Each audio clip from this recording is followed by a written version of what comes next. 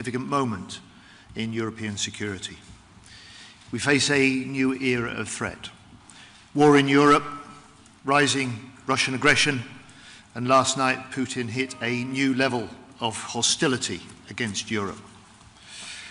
We saw across NATO's eastern border a serious violation of Polish airspace, deep enough for Warsaw Airport to be closed, and NATO jets shooting down Russian drones in what is the first defensive action of its kind since Putin launched his full-scale attack on Ukraine.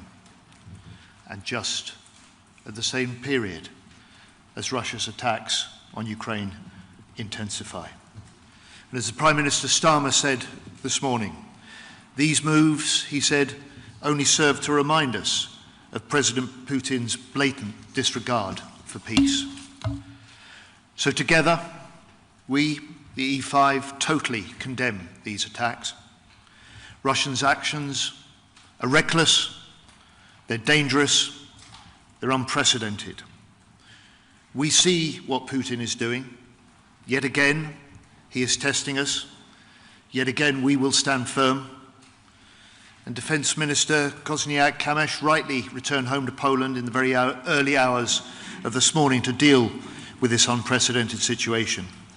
We pay tribute to the Polish and NATO personnel involved in such a rapid and effective defensive action. And my message to Marcin and the Polish people is this. As your NATO ally, we will support you, our Polish friends. As your NATO ally, we will play our part to help secure the safety of your people. And following our discussions today, I've asked our UK armed forces to look at options to bolster NATO's air defence over Poland. Today, as E5 nations, we say to President Putin, your aggression only serves to strengthen the unity between our NATO nations. Your aggression only serves to strengthen our determination to stand with Ukraine. And your aggression reminds us that a secure Europe needs a strong Ukraine, and that the security of Europe starts in Ukraine. So I'm proud that the five of us were joined today by Ukrainian Defense Minister Shmyhal, as Ukraine remains at the forefront of our discussions. Following the Ukraine Defence Contact Group, which I chaired from London yesterday, with over 50 nations attended by Secretary General Mark Rutte and also US Secretary Pete Hegseth, we will continue to ramp up our support for Ukraine. Because we must not jeopardize peace by forgetting about the war, just as we plan for that peace through the UK-French coalition of the willing. And I know I speak for all of us when I pay congratulations to our good friend and colleague, Sébastien Lecornu, being named now as France's new Prime Minister. So in today's discussions, we also discussed our work together to counter Russia's malign influence in the Western Balkans. And in the week that our UK government published its defence industrial strategy, we discussed how we make defence an engine for growth across our economies. More cooperation, more joint production, more jobs in all of our communities. And we leave here today as E5 nations, Europe's top defence spenders, more united, more determined to confront this new era of threat, to step up further for Ukraine, and to continue to boost our defence spending as we increase warfighting readiness. We do this to make our citizens and to make Europe secure at home and strong abroad. Thank you. Thank you, Secretary of State. If we could ask the Italian Minister for Defence, Guido Crocetto. Sì, grazie. Grazie John per la tua ospitalità. Oggi a Londra ci siamo incontrati come nel formato E5, come ministri della difesa o rappresentanti dei ministri della difesa. Abbiamo iniziato condividendo un incontro col ministro ucraino che ha fornito un aggiornamento dettagliato sulla situazione sul campo e sulle priorità a breve e medio periodo, e abbiamo riaffermato la determinazione comune a sostenere l'Ucraina, il cui futuro è parte integrante, come diceva John, della sicurezza europea. Come E5 vogliamo rafforzare il pilastro europeo dell'alleanza in piena complementarietà con la NATO. Garantire che l'Ucraina possa raggiungere una pace giusta e duratura resta la nostra priorità. Sul piano della difesa europea è emersa la necessità di rafforzare la deterrenza e la credibilità della nostra capacità di difesa e sicurezza, intervenendo in settori chiavi come la cybersicurezza, la difesa aerea e missilistica. Come principali investitori europei nella difesa ci dobbiamo impegnare a garantire le capacità critiche e dissuadere qualsiasi aggressore. Dai nostri alleati la difesa è considerata un prerequisito per l'esistenza di una nazione e di una democrazia. Noi come Italia ci dobbiamo ancora arrivare, perché per alcuni investire in difesa è una scelta antipacifista, mentre invece la difesa serve a garantire la pace. È stato concordato di operare in modo sinergico per potenziare la base industriale europea, rafforzando leadership tecnologica, resilienza, integrazione dei nostri sistemi. Questo impegno dovrà coinvolgere anche l'Ucraina se vogliamo integrarla e renderla interoperabile con il resto d'Europa. Abbiamo rivolto un'attenzione particolare ai Balcani occidentali, area strategica per la stabilità regionale.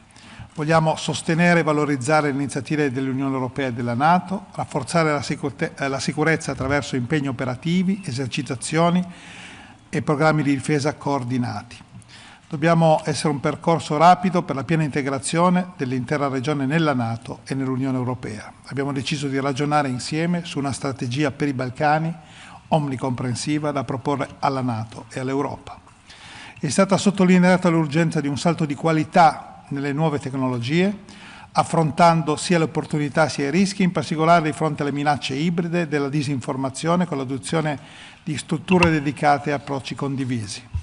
Il lavoro proseguirà nei prossimi giorni con incontri tra i nostri staff per definire azioni concrete, risultati tangibili in linea con gli indirizzi che sono emersi oggi e negli altri incontri. Ringrazio ancora i miei colleghi, i loro rappresentanti, per l'impegno e la visione condivisa. Quanto discusso a Londra prosegue nel solco del precedente incontro di Roma e che mi auguro cui possa seguire un altro incontro a breve. Grazie. Thank you very much. If I could ask Jens Plotner to provide his opening statement. Thank you very much. Good afternoon also from my behalf. First of all, Minister, I want to thank you for your warm hospitality and excuse the absence of Boris Pistorius, who would have loved to have been here, but parliamentarian duties required his presence in Berlin. I do not want to repeat what two ministers said. I fully agree with the points they made, but I would like to add my own and Germany's own firm condemnation to yours about what happened in Polish airspace last night. It is unacceptable. It is a targeted provocation, and it is a provocation not only against our Polish neighbors, friends and allies, but against NATO as a whole. We stand altogether firm side of our Polish friends, and I think the message we would like to send is a message of strength, of unity, and of not letting us be provoked into hastened actions. It is good that this is being discussed now at NATO, and this must find a common answer of all of us to Moscow. About the meeting today, the substance has been exposed. Let me say that I feel that today we send a message of unity in our support, steadfast support for our Ukrainian friends. It's a very good discussion with Minister Shmyhal, but also a message of unity when it comes to our own efforts to bolster our defense readiness and to work closer together in order to do so. This group of five, the fifth meeting, has proven from our point of view to be a catalyst for new ideas and a motor of change. And somewhat in that spirit, I would like to, on behalf of Boris Pistorius, extend an invitation to you, ministers, colleagues, for Berlin for the next meeting towards the end of this year. Thank you very much for your hospitality. Jens, thank you very much. Alice Ruffo. Thank you very much, Defense Secretary. Je vais dire quelques mots en français, and I will switch to English, pour vous remercier de la part de Sébastien Lecornu, qui n'a pas pu être là parce qu'il est devenu Premier ministre. Comme vous l'avez dit, merci pour vos félicitations et vos encouragements.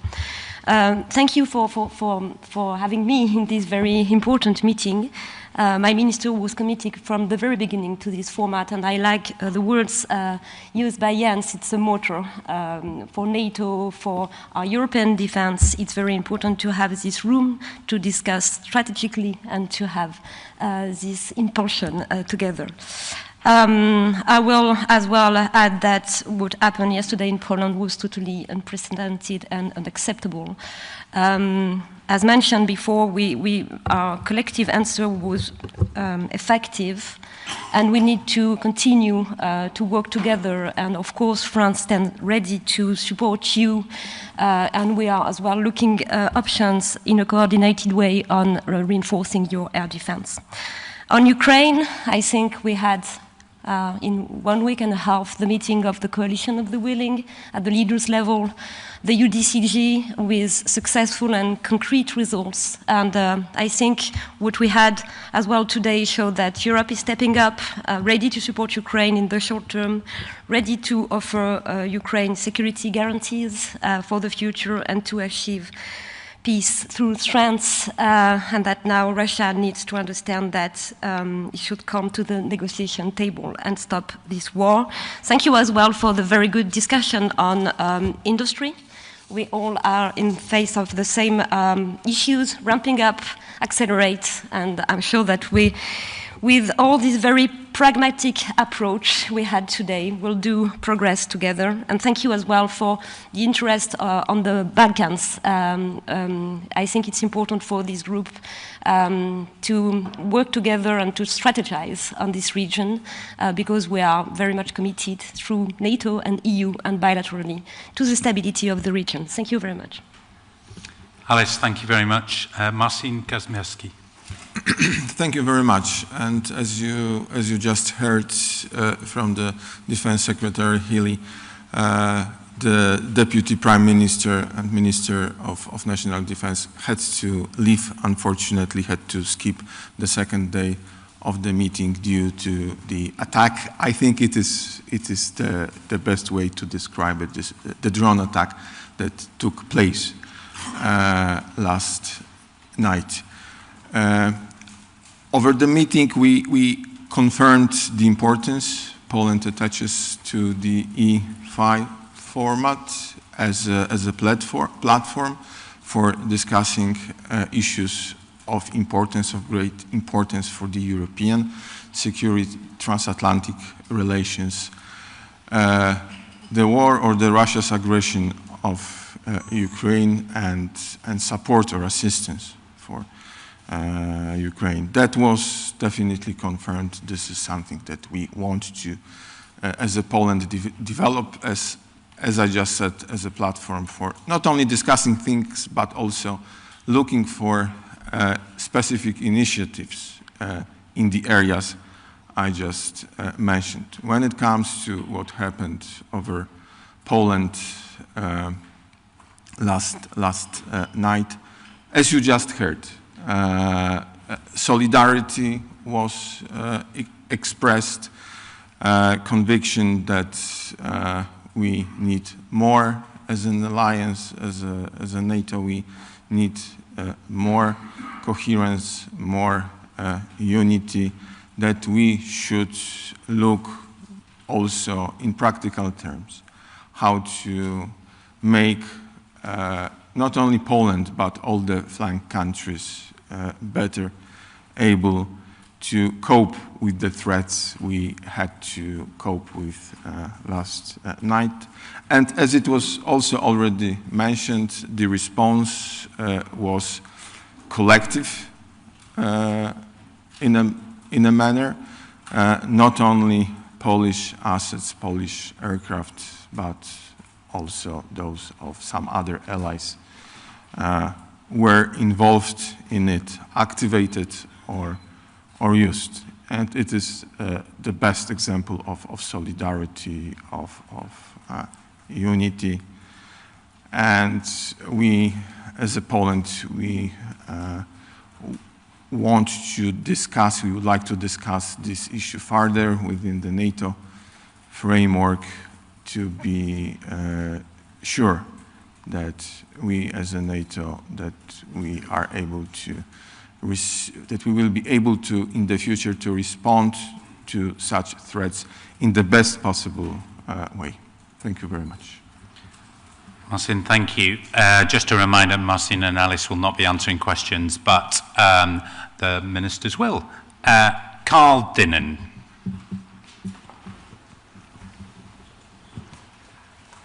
Thank you very much. Carl Dinnen from ITV News.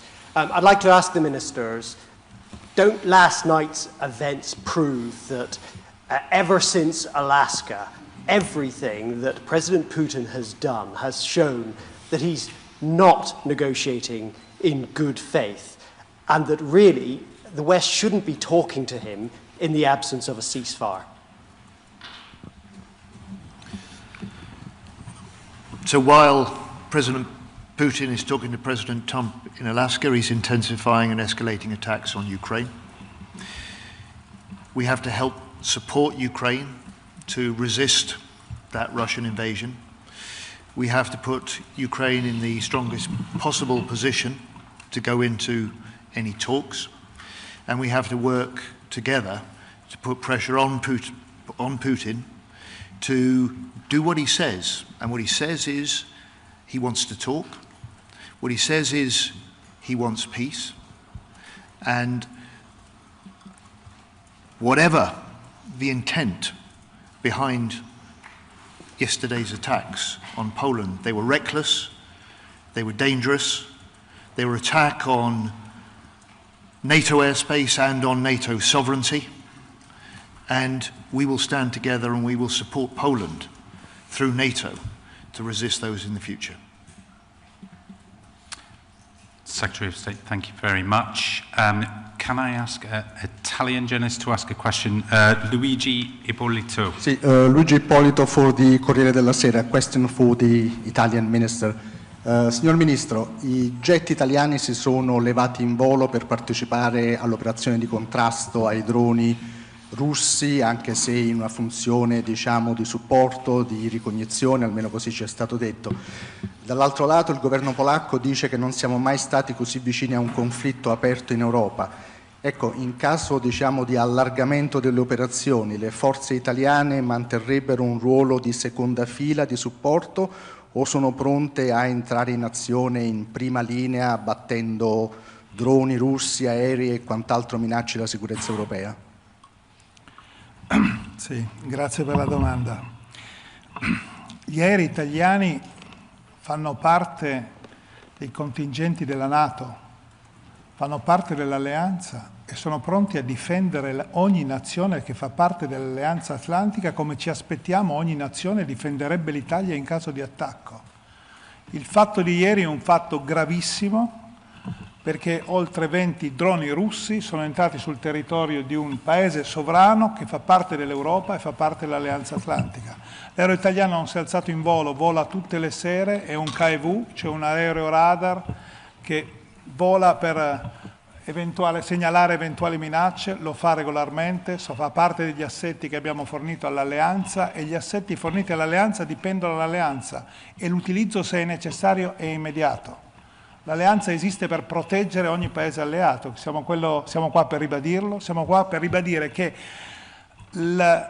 entrare nello spazio aereo della Polonia significa entrare nello spazio aereo dell'Italia, del Regno Unito, della Germania, della Francia, di ogni paese dell'alleanza atlantica.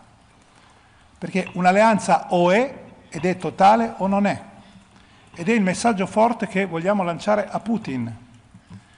Io non so se sia stato un modo per testare le nostre difese o sia stata una provocazione, non ci interessa. La NATO e ogni nazione della NATO è pronta a reagire e si aspetta che le altre nazioni reagiscano se toccherà un'altra nazione della NATO. Questo è chiaro, su questo si poggia l'alleanza, su questo si poggia la nostra capacità di deterrenza e di difesa. Quindi è quello che faremo e che ci siamo impegnati a fare da oltre 70 anni e che continueremo a fare. Non cambia coi governi, è un impegno della nazione. Gli impegni delle nazioni sono diversi dai governi che passano. Minister, thank you very much. Christoph Mayer. Thank you, Chris Meyer, German press agency DPA. I have a question to Mr. Plötner. As we've just heard from your Polish colleague, he's expecting not only solidarity expressed in warm words, but also in practical terms. So my question would be, can you outline in practical terms what Germany can do to bolster, for example, Polish air defense? For example, are you considering sending more Patriot systems or IRIS-T to Poland? Thank you. Thank you very much for your question. You know, on a very practical level, we have 2 Patriot batteries who are stationed with our Polish allies at the moment, which are fully integrated into the Polish air defense planning and picture. So I think that is a very concrete, not only by words, but by action, a very concrete contribution to the safety, security, and integrity of the Polish airspace. As the minister said, that is the second part of my answer, I think we will now, at NATO, discuss what we can jointly and collectively do to strengthen even further Polish airspace and the defense of that airspace, of the defense of the airspace at our eastern flank in general. So this will be an upcoming discussion, which I think will be very important. I want to add, until very short time, we had Eurofighters in Poland. It's a rotational basis. They are sometimes there, sometimes in the Baltic countries. So I think altogether, every one of us is really contributing in kind and not only in words. When it comes to additional Patriot systems, you know they are extremely scarce. We have already given several to our Ukrainian allies and friends, partners and friends, and we are about to send another 2 systems to Ukraine. Now, this is a difficult choice we have to make. First of all, to give them up out of our own system, which is not easy to do, but we took that decision. And secondly, where to send them. And I think there collectively, we think that at the moment, given the murderous raids of the Russian military on Ukraine, they are best positioned in the future in Ukraine. But that does not mean that we are shying away from our responsibility to protect NATO. Minister, thank you very much. Esther Weber. Hi, Esther Weber here from Politico. I'd like to extend that question to the British Defense Secretary as well, in terms of anything else you can say about how we will be supporting Poland's air defences. And then also I wondered, in your eyes, does this represent a new phase of Russian aggression, and therefore one that requires a new phase of response from the Allies here? Let me answer the second question and then the first question. The second question, we are in a new era of threat. NATO has recognized that with the unprecedented commitment to spend 5% on national security by 2035. That's 5% of all of our 32 nations signed up to that. As a UK government, we've increased our defence budget by £5 billion in this, our first year. And we've made a commitment to increase defence spending now by 2027 to 2.6% of GDP, with an aim to 3% in the next Parliament. This is the biggest increase in defence spending since the end of the Cold War. How well we spend that is just as important as how much we spend, and that was part of our discussions today. And on the response to the overnight attacks on Polish airspace, Polish sovereignty and NATO airspace. I have asked the UK armed forces to look at options about how we can bolster that NATO air defence over Poland. We too are part of a regular air policing mission. Up until 6 weeks ago, we had 6 Typhoon jets, part of the British component of that NATO air policing mission over Poland, an extra 200 personnel. We have 300 UK personnel in Poland at the moment, reinforcing NATO's deterrence, as well as the Polish deterrence and defence as well. And we will do what we can as part of NATO, as part of a collective response that Poland has asked for from us, its NATO allies. Thank you very much, Secretary. If I could ask Rai, Giorgia Scartoro. Rai, the Italian state broadcaster, for Minister Crosetto. Alla luce di questa escalation, l'Italia potrebbe modificare la sua posizione sulle forze di rassicurazione in Ucraina, oppure che contributo specifico darà il nostro Paese, ad esempio, sulla guerra ibrida con la Russia? Il nostro Paese ha confermato la collaborazione e l'offerta con i nostri caveat alla coalizione dei volenterosi, l'ha confermato il capo di Stato Maggiore, l'ha confermato il Presidente Meloni, sapete perfettamente quali sono i caveat che ha messo l'Italia.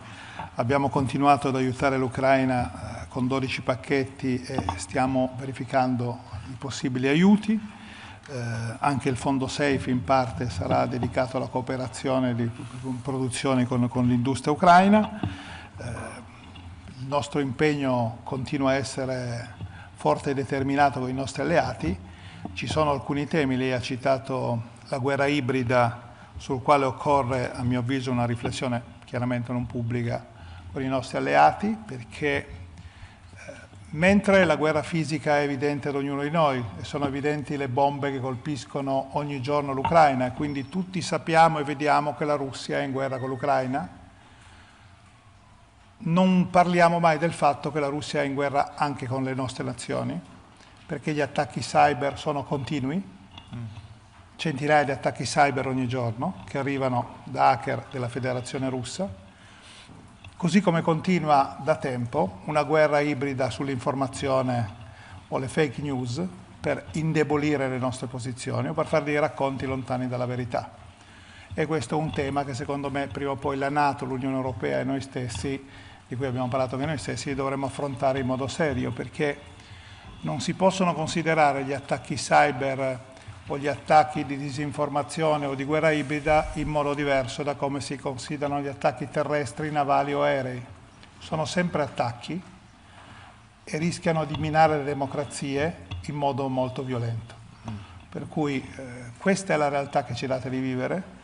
Volevo aggiungere una cosa, dopo l'incontro che è stato citato prima dell'Alaska, quella che doveva essere la volontà di ricerca di pace da parte di Putin si è tramutata in un aumento esponenziale degli attacchi all'Ucraina. Mai ci sono stati tanti attacchi come quelli degli ultimi giorni.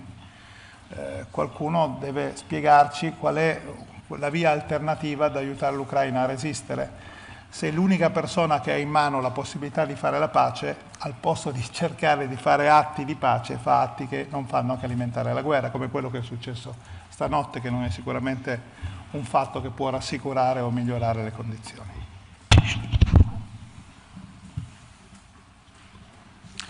Minister, thank you very much. Could we have German broadcaster ZDF, Wolf Christian Ulrich? Wolf Christian Ulrich für ZDF German Television. Herr Staatssekretär, wie sieht denn aus Sicht der Bundesregierung eine klare militärische Reaktion auf den Drohnenangriff auf Polen aus, dass der Putin dazu bringt, wirklich Respekt der NATO gegenüber zu zeigen? Und ist es jetzt Zeitpunkt endlich für den Taurus oder wie sieht die Bewertung da gerade aus?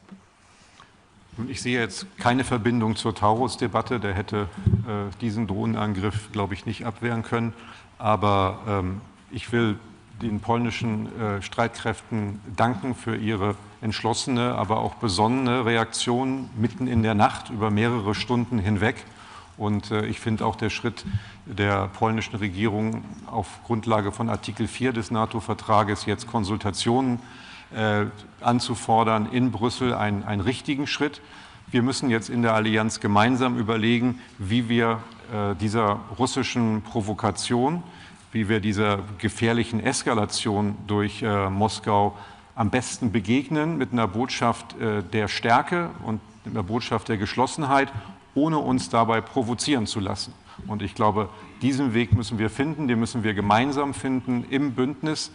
Und dazu wird Deutschland, wie ich es vorhin ausgeführt habe, es tut es ja heute schon substanziell, leistet es ja heute schon substanziell einen Beitrag zur Verteidigung des polnischen Luftraums. Das werden wir fortsetzen und, wenn möglich, ausbauen. Minister, thank you very much. Max Colchester, Wall Street Journal. Max Colchester, The Wall Street Journal. I just wanted to get on record from the ministers. Is your assessment that this was a deliberate attempt by the Kremlin to test NATO air defenses, what we saw last night? And there's some talk about the nature of hybrid war and how it's evolved. What do you do to counter this? How do you dissuade Putin from taking these increasingly belligerent steps against NATO allies? Because sanctions haven't worked, arming Ukraine hasn't worked. Where do you go next?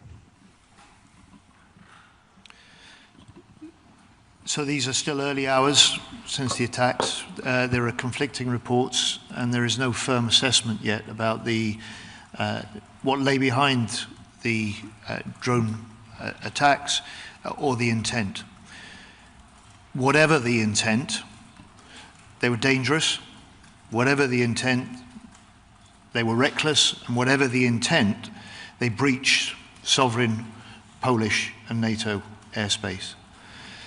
And the right response is not just to look at ways that we can reinforce the strength of the air defense over Poland and NATO airspace, but how we can reinforce the pressure on Putin to end the Ukraine war.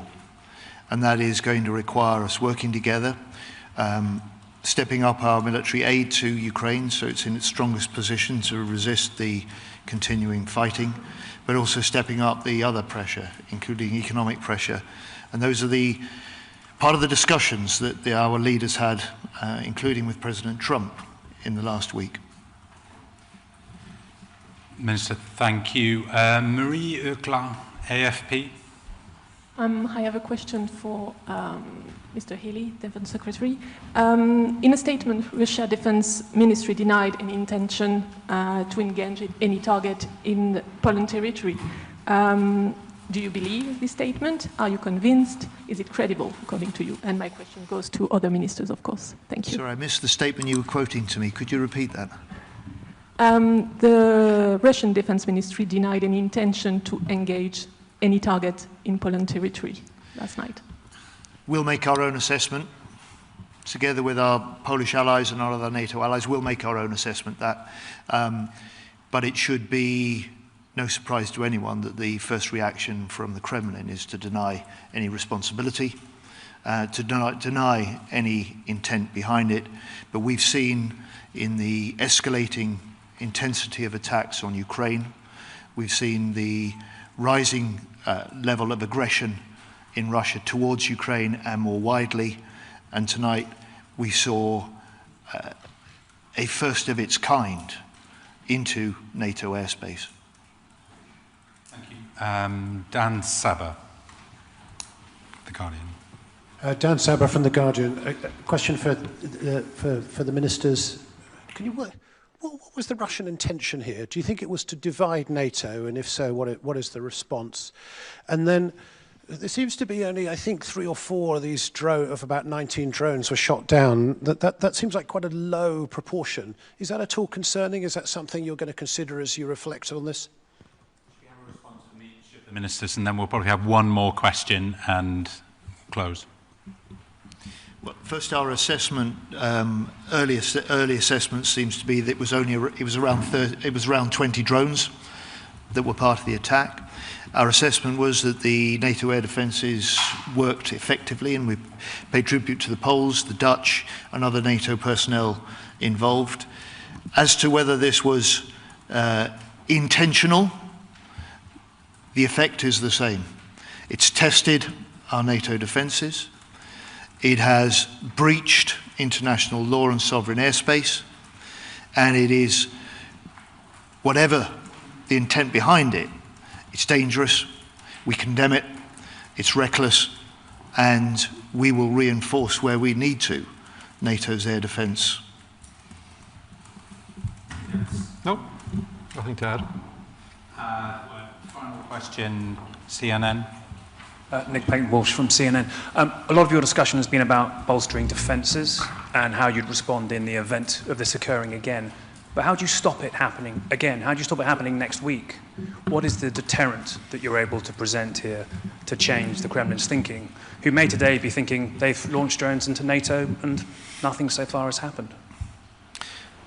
Ultimately, the big deterrent for President Putin is a NATO that is now more united, a NATO that is now bigger than when he launched his full-scale attack on Ukraine, and a NATO that is determined to raise still further the level of defence investment in order to strengthen our deterrence and our defence against Russia and against other adversaries.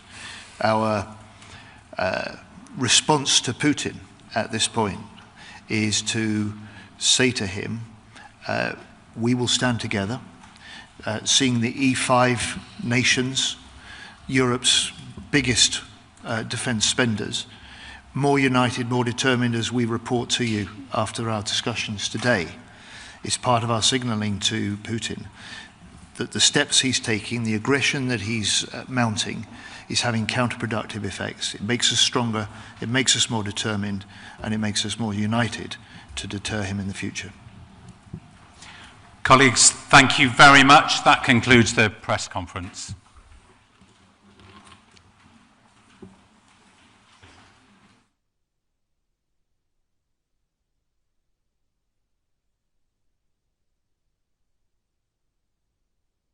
Could ask you to stay just while the delegations leave. Then we can get clean photographs.